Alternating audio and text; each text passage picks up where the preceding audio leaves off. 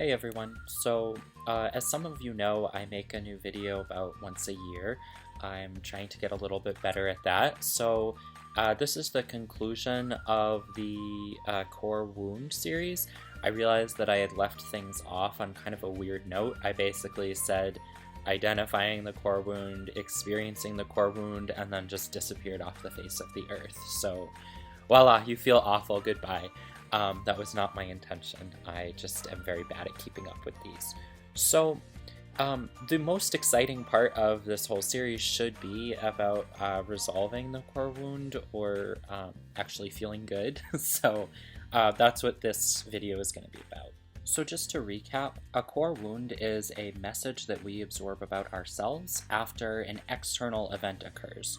So for example, a betrayal or an abandonment or something like that, and the end result is we walk away with a message about ourselves that we are inadequate or inferior or worthless or not enough.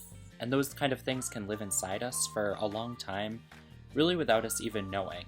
And the goal of these videos is to identify those things, how we distract from that pain and discomfort, so that we can stop distracting and start focusing on what's really going on inside. So my favorite way to illustrate this is by accusing people of being cats.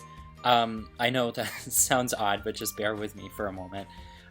If I, in this video, right now, accuse you, the viewer, of being a cat, you're gonna walk away from this video being like, oh, that was really weird, what a freak. And that's kind of the end of the story. It's not something that's gonna stay with you forever or leave you long-lasting trauma, I hope. If it does, I apologize. But that's exactly what a core wound is and where it comes from. It comes from this external event that's occurring.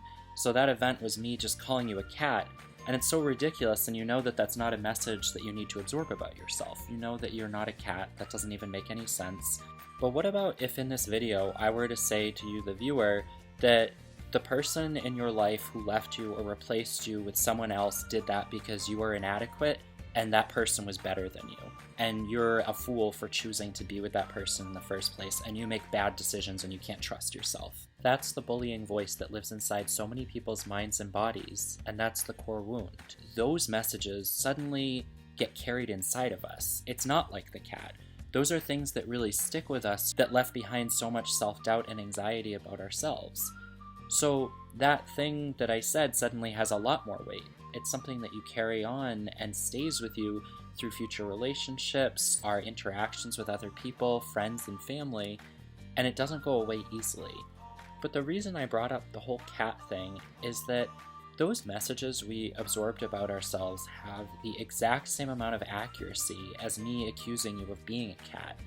The problem is our brains have a bit of a negative bias, and when we hear something about how awful we must be, or we absorb this message about this shame or defectiveness that we have, we start to entertain it as, oh, this must be true, or this must be the ultimate truth about ourselves.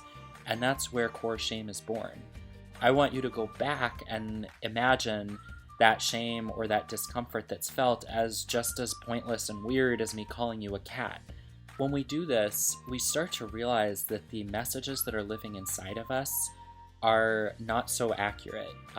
The things that we've carried and believed about ourselves don't have to be true. In fact, they're definitely not true. I can guarantee you of that, although it can take some time to come to that conclusion on our own. And this is where I follow a certain path that may not work for everyone else. I really encourage you to just look into whichever paths work for you. What I found is that you can't heal these false messages that you've learned about yourself.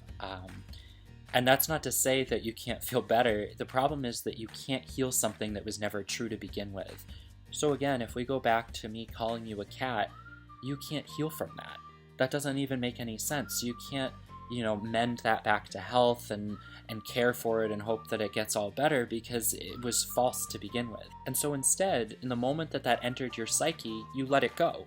You discarded it as being incorrect, and it just didn't need to take up any more space in your mind and body. All we want to do is the exact same thing for the core wound.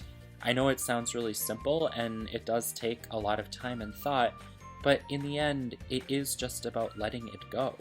And letting go of that message that was absorbed from this event And that doesn't mean losing any lessons that were learned from it. You probably learned a lot of important things from the event, and you don't want to forget about those. I think sometimes people think that if they let it go, then they're going to lose everything that came with it, and that's really not the case.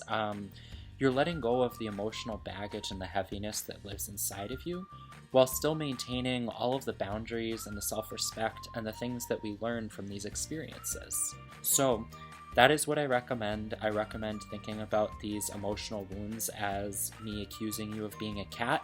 If that makes you laugh and you think it's stupid, that's the goal. They're these silly things that we've absorbed about ourselves. We have these nagging self-doubts of, oh my gosh, what if they're true? What if I really am bad or defective or there's something wrong with me? And those messages will stay there as long as they can. They will fight, they will put up all of these self-doubts and anxieties, and eventually you just have to take the risk of letting them go. I promise you're not going to just randomly lose your mind and go run around outside singing fairy songs. It really is something where you don't have to do or take any action. You just can sit here, I can sit here in bed, and it just feels really great. And that's it. And that's all I want for you as well. That's the entire point of these videos, is for that light feeling, the relief and the peace to be shared. I know I'm starting to repeat myself a lot, which is no surprise to anyone who's ever read one of my books. But I will stop here, and I will definitely try to get more videos out in the future, especially ones about practice and meditations and mindfulness that can help with this letting go process.